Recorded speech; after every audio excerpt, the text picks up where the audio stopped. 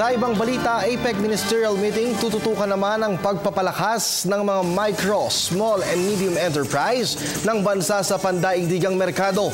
Ang karagdagang ulat, alamin natin mula sa aming kasamang si Sweden Velado. Live.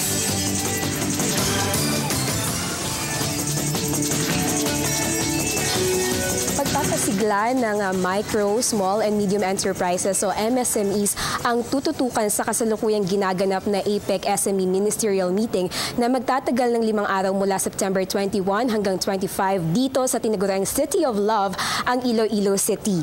Sa naturang programa, tatalakay ng pagpopromote ng inclusive growth o sama-samang pag-unlad sa pamamagitan ng MSMEs, modernisasyon at pagtalima sa mga pamantayan ng MSMEs at mas pinadaling pagpasok ng MSMEs sa pandaigdig sa pamamagitan ng masusing diskusyon sa mga isyong may kinalaman sa taripang ipinapatong sa mga produkto at serbisyo. Lubos namang ikinalulugod ng Department of Trade and Industry ang pagkakataong pangunahan ng APEC Ministerial Meeting. Ibinahagi ni DTI Director for Bureau of Small and Medium Enterprise Development ang inaasahan niyang magiging kalabasan ng mga pagpupulong. Narito ang kanyang pahayag tungkol dyan. Well, the desired output really is for our private sector because this meeting, by the way, ngayon is not only for the government representatives. We also have private sector organizations. So we have several events that are being initiated by the private organization, which we call the APEC Business Advisory Council.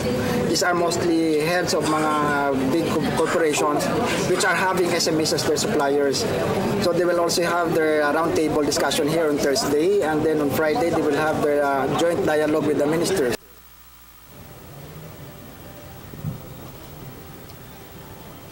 Aniya din ang naturang programa para maipakita sa mga delegado sa loob at labas ng bansa ang angking ganda ng Iloilo City. Narito naman ang kanyang karagdagang pahayag tungkol dyan. Our focus is not only on the meetings, but we have several side events. Now we have some social activities here. In fact, the dinner meeting for the ministers will happen at Royal Garden. So we will be showcasing the beauty of Iloilo because it will happen at dusk.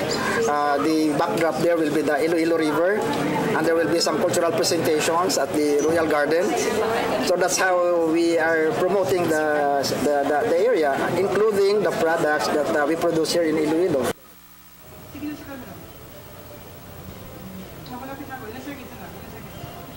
Positibo si Clavesillas na sa pamamagitan ng pagbibigay halaga sa MSMEs, mas lubos na maiintindihan ng publiko ang kagandahan ng pagsisimula ng negosyo na isa rin sa mahahalagang susi upang matugunan ang unemployment rate sa bansa. Ang MSME Summit 2015 ay ginanap sa katatayo lamang na Iloilo Convention Center na formal namang binuksan at sinimulan ni Iloilo City Mayor Jed Mabilog. At yan muna ang pinakahuling balita mula rito sa Iloilo City. Para sa Telebisyon ng Bayan, ako si Sweden Velado. Maraming salamat sa Sweden.